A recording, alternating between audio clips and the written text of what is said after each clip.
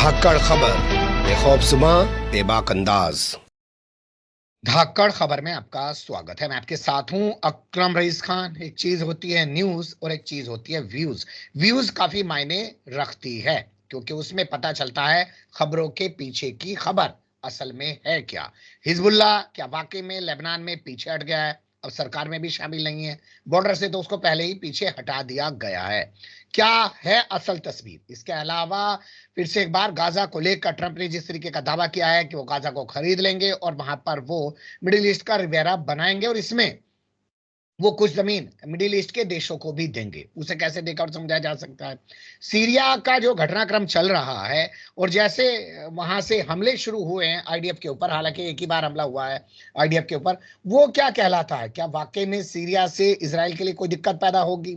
और जो नेतन्याहू ने कहा है 6 दिन का दौरा करने के बाद अमेरिका का कि उन्होंने मिडिल ईस्ट का पूरा अब नक्शा ही बदल डाला है, हालांकि हमास उस पर अपनी प्रतिक्रिया दे रहा है, पूरे अरब देश उस पर अपनी प्रतिक्रिया दे रहे हैं, ईरान की तरफ से भी प्रतिक्रिया आ ही रही है। कैसे इन तमाम घटनाक्रमों को देखा और समझा जा सकता है, विस्तार से समझने की कोशिश करेंगे क्योंकि हमारे साथ जुड़ने जा रहे हैं डॉक्टर जफरुल इस्लाम खान साहब। आप जानते ही हैं दिल्ली माइनॉरिटीज कमीशन के चेयरमैन रह चुके हैं और मिडिल ईस्ट पर वो अपनी पैनी नजर रखते हैं। कई सारी किताबें उनकी शाया हो चुकी हैं। बहुत शुक्रिया सर वक्त देने के लिए। जी जी, शुक्रिया शुक्रिया जी। शुरुआत हिजबुल्लाह वाली खबर से करते हैं सर। पहला ये अपडेट आ रहा है कि वहां पर पहले प्रधानमंत्री का चुनाव हुआ, फिर राष्ट्रपति का चुनाव हुआ, फिर उसके बाद अब 24 सदस्य एक कैबिनेट वहां पे बन गई है। लेकिन उस कैबिनेट में जो पहले अहम भूमिका हुआ करती थी, एक तरीके से वीटो पावर हुआ करती थी हिजबुल्लाह के पास, वो अब नहीं रही है। क्या सच्चाई है इन खबरों में? नहीं नहीं, ये बात तो दुरुस्त है कि हिजबुल्लाह के बाकायदा नुमाइंदे उसमें नहीं हैं, लेकिन इससे कोई फर्क नहीं पड़ता। हिजबुल्लाह आज भी वहां पर एक सियासी ताकत है, फौजी भी है और सियासी ताकत भी है। फौजी थोड़ा सा कमजोर हो गई थी जो कि इसराइल के साथ उसकी जो लड़ाई हुई उसके अंदर, चूंकि इन्होंने इंसानियत पर अमल किया, इन्होंने उनके रिहायशी इलाकों पर हमला नहीं किया, इन्होंने वो हदूद नहीं पार की। इसराइल के अंदर तो कोई हदूद है नहीं। इन्होंने बहरहाल इंसानियत के तहत इन्होंने काम किया और उसके बावजूद इन्होंने कोई हार नहीं मानी है। ये कहना गलत है कि उन्होंने हार मानी है, लेकिन चूंकि वहां पर लेबनान में इसराइल इनको सिर्फ नीचा दिखाने के लिए शहरी इलाकों पर खूब हमले कर रहा था, पूरे इलाके में जिनका कोई लेना देना नहीं है, शुमाल में, जनूब में, मशरिक मगरिब, हर जगह कर रहा था। तो इसकी वजह से जो कि अवामी और सियासी जो भी दबाव होता है उसकी वजह से इन्होंने जंग बंद करना कबूल किया है। लेकिन वो आज भी एक ताकत है, सियासी ताकत भी है, वहाँ के पार्लियामेंट में वो मौजूद हैं। और ये जो कहा जा रहा है कि उनके लोग नहीं है, देखिए ये जो आज अभी कैबिनेट वहां बनी है उसमें जब तक 5 शिया मेंबरान नहीं आए, शाह मिनिस्टर, मतलब 5 मिनिस्टर, तब तक वो बनी नहीं, बनने जी नहीं दिया उसको। 4 थे, फिर 5वां किया, फिर उन्होंने जाके किया। तो दो हिजबुल्लाह क्या चीज है, शिया नुमाइंदगी, जो शिया कम्युनिटी है उसके एक नुमाइंदा है। जी और भी नुमाइंदे हैं, जो नबी बर्री साहब जो पार्लियामेंट के जो स्पीकर हैं वो भी नुमाइंदा हैं, लेकिन सबसे बड़ा नुमाइंदा तो वो हिजबुल्लाह ही है। तो ये कहना कि गलत है। और फिर ये चीजें जो है एक दिन में और 10 महीने में, एक महीने में इसका फैसला नहीं होता, बल्कि इसका फैसला 50 साल और 100 में होता है। तो जी अगर हम देखें, और मैंने तो खुद अपनी आंख से देखा है कि एक वक्त वो था, जब सन 70 75 बल्कि 80 तक भी वहां के शियों या हिजबुल्लाह की कोई हैसियत नहीं थी। उसके जी बाद वो हैसियत हुई जो कि आज उनके बगैर, मर्जी के बगैर वहां पे कोई काम नहीं हो सकता। और सही बात है, आज भी वैसी पोजीशन उनकी है। जी तो ये सब समझना, ये सब इसराइली और मगरबी प्रोपेगेंडा होता है। ठीक है। आपके खिलाफ हो जाएंगे तो आपके खिलाफ शुरू कर देंगे वो किसी के खिलाफ। उनके यहाँ वो गोदी मीडिया हमारा है, वो भी वहां पे भी गोदी मीडिया काम करता है, वहीं से इन्होंने भी बिल्कुल सीखा है। ठीक है। तो आप बिल्कुल ये ना कुछ समझें कि हिजबुल्लाह कमजोर हो गया है या ये कि उसने हाथ उठा दिया, हाथ कुछ नहीं उठाया है, वो आज ठीक है। भी मौजूद है। कुछ सवाल जी ले लेते हैं सर। जैसे आप जी देखिए कि जब से 26 नवंबर से जंगबंदी हुई थी तब से लगातार वहां पे जंगबंदी का उल्लंघन करता आ रहा है इसराइल, लोगों को मार भी रहा है। कल भी उसने ईस्ट लेबनान में हमला करके 6 लोगों को मार दिया है और उससे पहले जो लोग अपने घरों की ओर लौट रहे थे उनको तो दर्जनों की तादाद में मार दिया था। हिजबुल्लाह तो कोई प्रतिक्रिया नहीं दे रहा सर फौजी तौर पर। ये बात दुरुस्त है, वो नहीं दे रहा है। फिलहाल उसके ऊपर काफी प्रेशर वहाँ की गवर्नमेंट का भी है, और वहाँ की जो सियासी जो भी सूरत हाल है वो ये है कि आप जो है ऐसा कोई काम मत कीजिए कि इसराइल दोबारा वही उस किस्म के अटैक करना शुरू कर दे, इसलिए कि इसराइल तो अब दोबारा जो है कुछ आराम करके जो है ना उसके फौजी आएंगे और दोबारा अटैक करेंगे एक एक दिन में। मतलब कई कई 100 जगहों पर अटैक करता था हवाई जहाज से। वो हवाई जहाज तो अमेरिका ने खूब दे रखे हैं, और जी अभी भी बाइडेन ने जाते जाते 300 लड़ाका जहाज उसको दिए हुए हैं। जी तो उनको ये मौका नहीं देना चाहते, लेकिन इससे ये समझना एकदम गलत होगा कि उन्होंने हाथ उठा दिया है या ये कि वो हार मान चुके हैं। हर बार कुछ नहीं माने हैं, ये एक वक्ती चीज है, और आप देखिएगा चंद साल के अंदर ये बड़ी ताकतवर होकर के उभरेंगे और जी इसराइल को मजबूर करेंगे। इसराइल जो है ये एक तारीख के खिलाफ एक अमल है।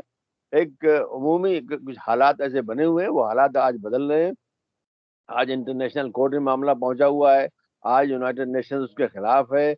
आज आप देख लीजिए कि उनके प्राइम मिनिस्टर के खिलाफ अरेस्ट वारंट जारी हुआ है।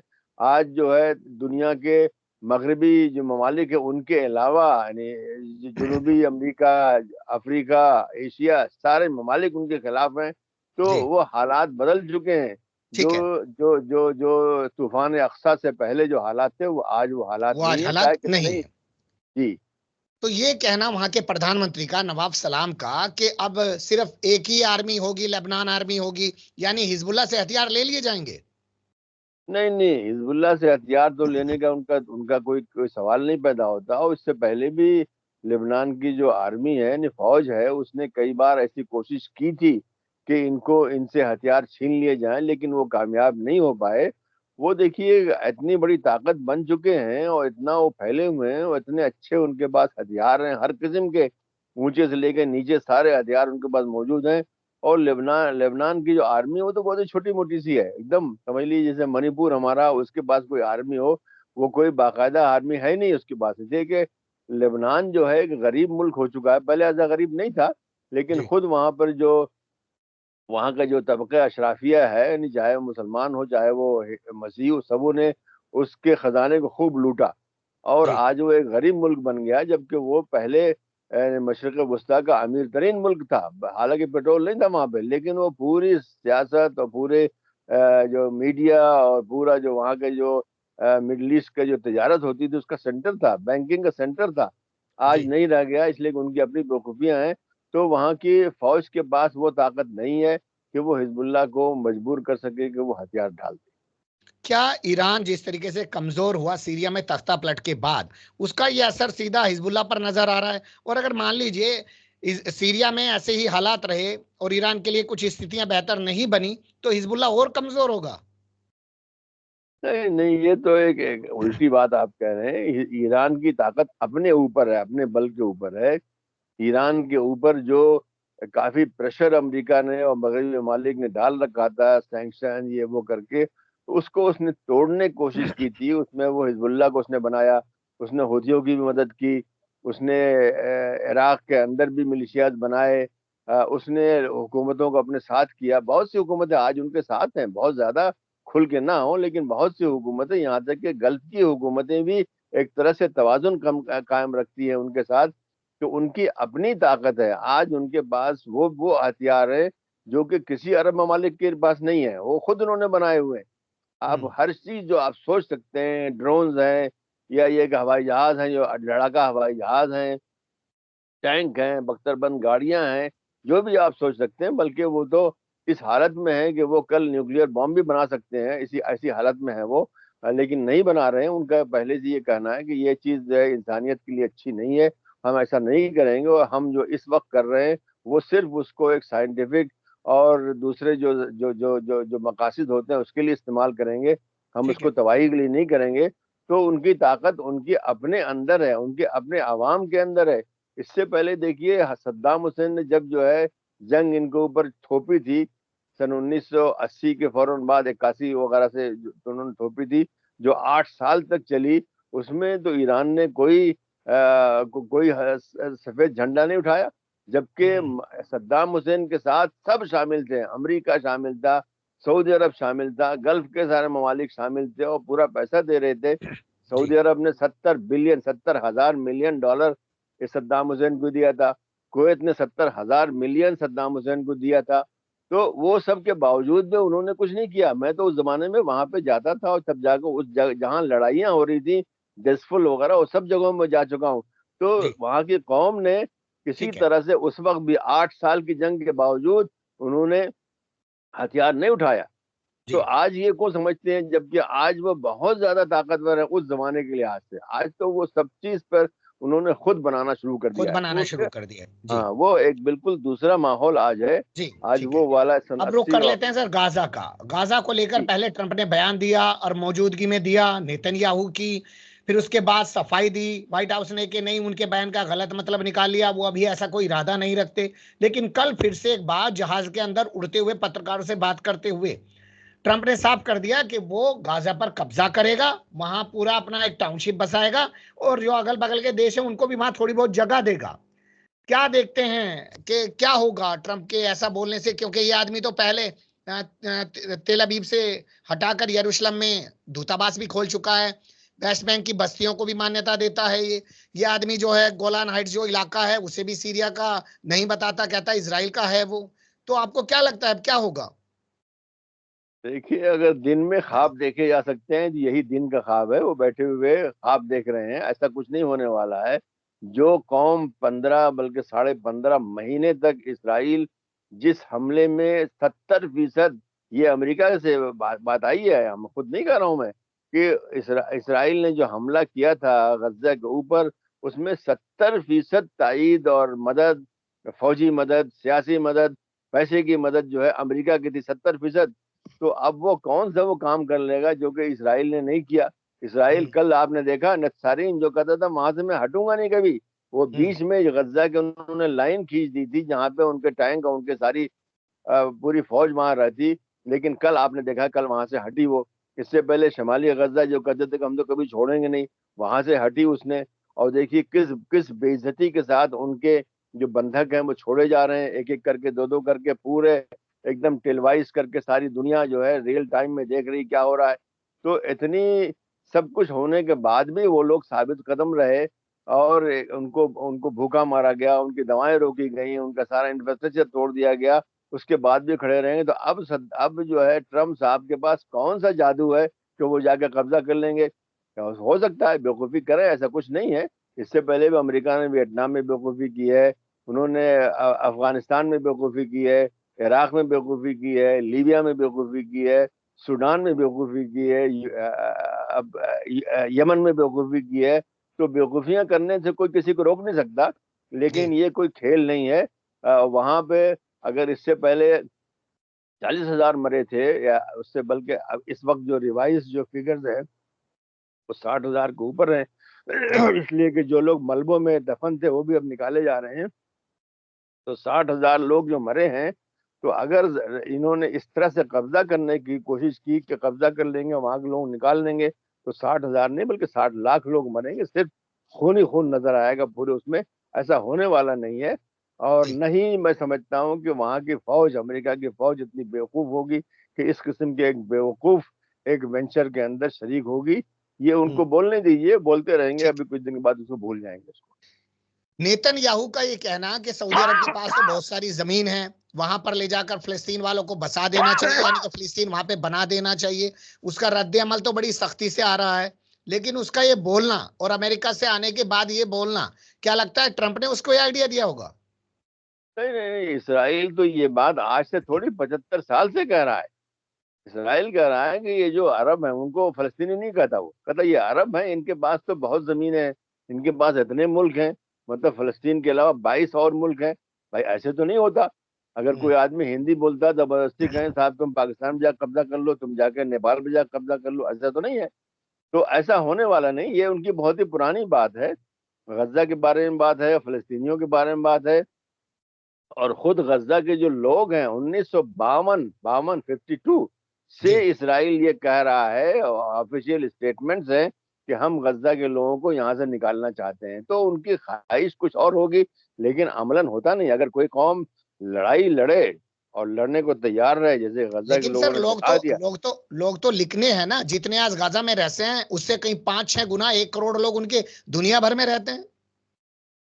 नहीं नहीं नहीं, देखिए जब सन 48 में ये जो जिसको के नकबा बोलते हैं या कैटास्ट्रॉफी बोलते हैं हुआ, तो जिसको जिधर मौका मिला चला गया। आज जॉर्डन की 60% आबादी तो फलस्तीनी है, हम्म। जानते नहीं आप इसको? आज जो है लेबनान के अंदर बहुत काफी फलस्तीनी है, मैं परसेंटेज नहीं बता पाऊंगा लेकिन बहुत काफी फलस्तीनी है।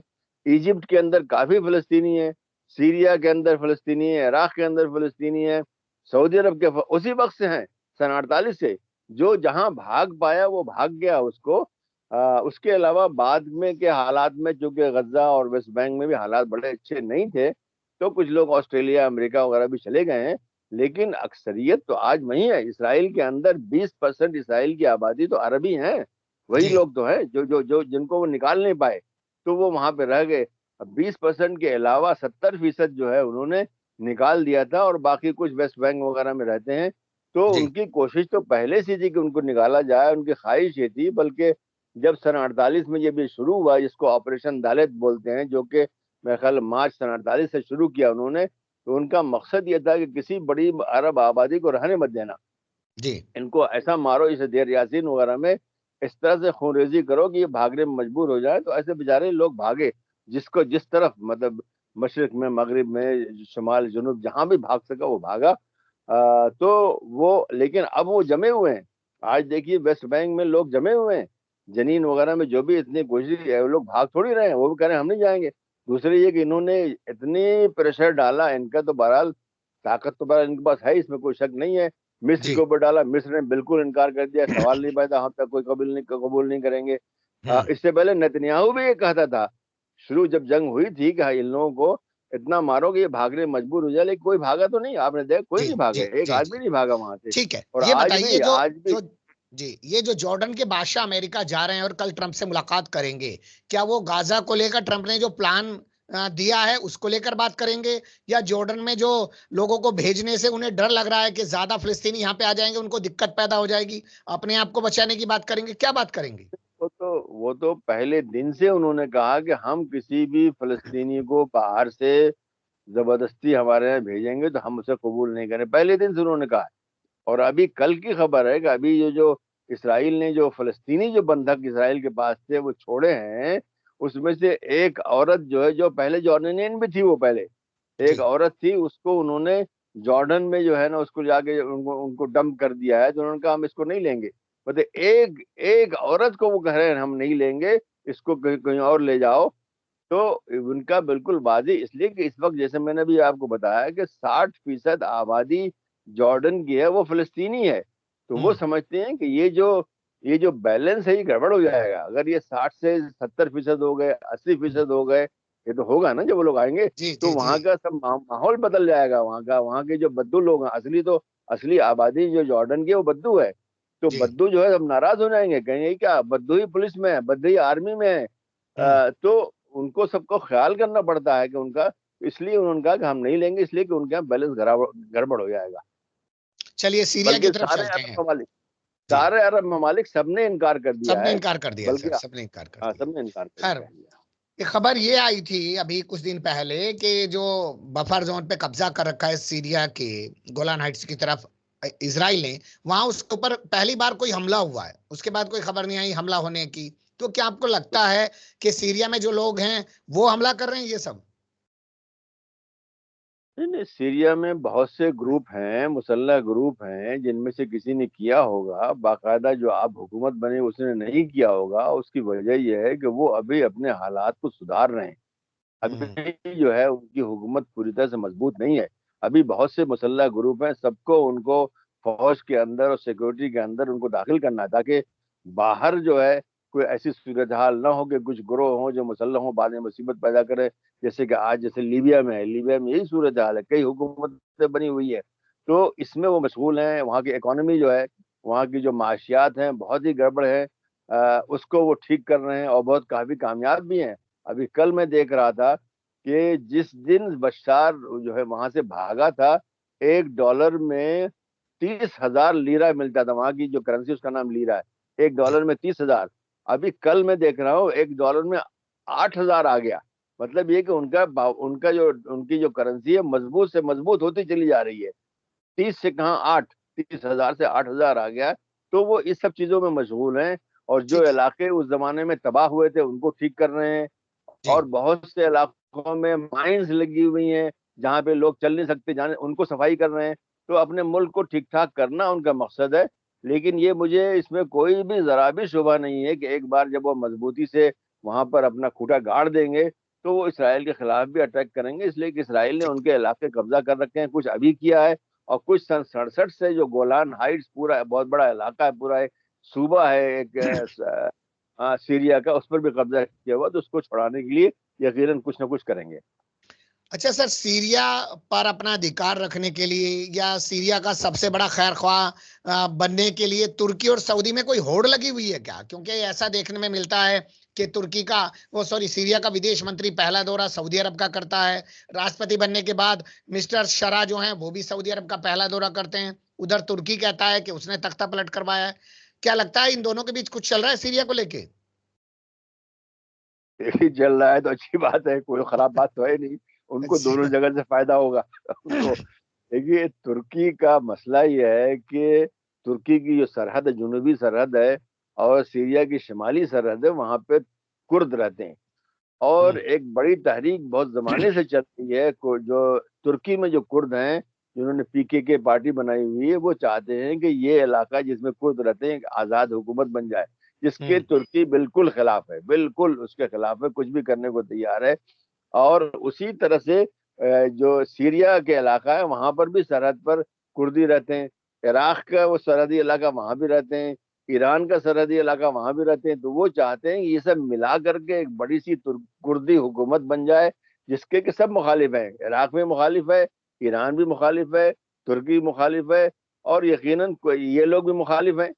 जो जो शाम में अभी इस वक्त हुकूमत कर रही है वो भी मुखालिफ है। हम्म। तो इसलिए तुर्की उनके साथ अच्छे ताल्लुकात रखे हुए है कि किसी तरह से इन ये उनको सपोर्ट करना ना शुरू कर दे, इसलिए कि ये सपोर्ट करेंगे, हुकूमत सपोर्ट करेगी, तो वो हम्म। जो तकवी जो जो वहाँ तहरीक चल रही है कुर्दियों की, उसमें उसमें उसमें मजबूती आएगी उसमें। तो ये उनका वो है, लेना देना है।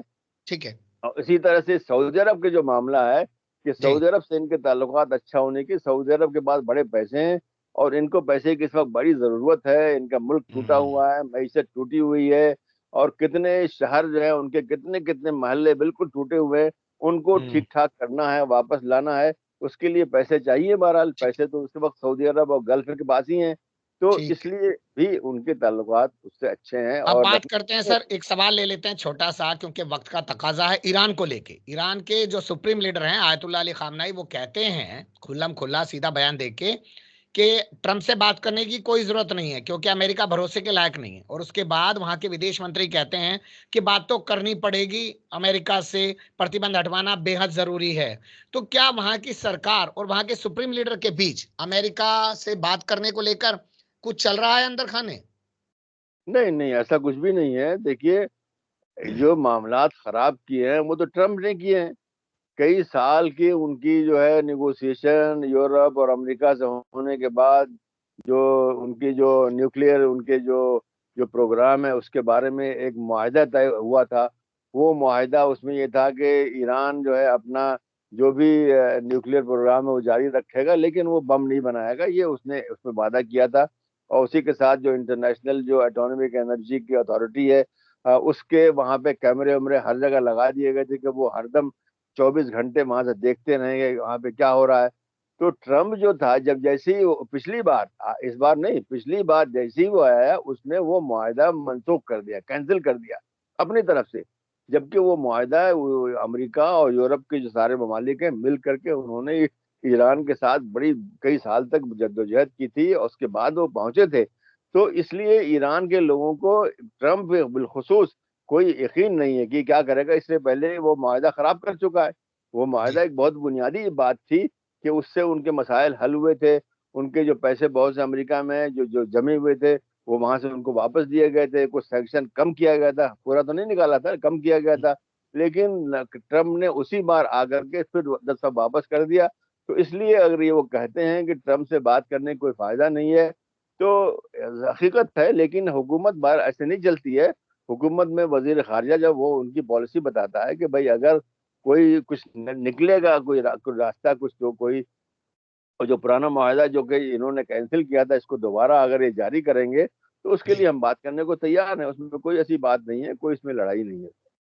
चलिए बहुत शुक्रिया, आपने बहुत बारीक से तमाम जो है खबरों पर, और मैं जैसा कहता हूं कि न्यूज़ के पीछे का व्यूज़ बताया है, और उनका जो ऐतिहासिक मंजर है उसको भी बयान किया है। आपने वक्त दिया, फिर आपके साथ किसी और मुद्दे पे जुड़ेंगे। मेहरबानी।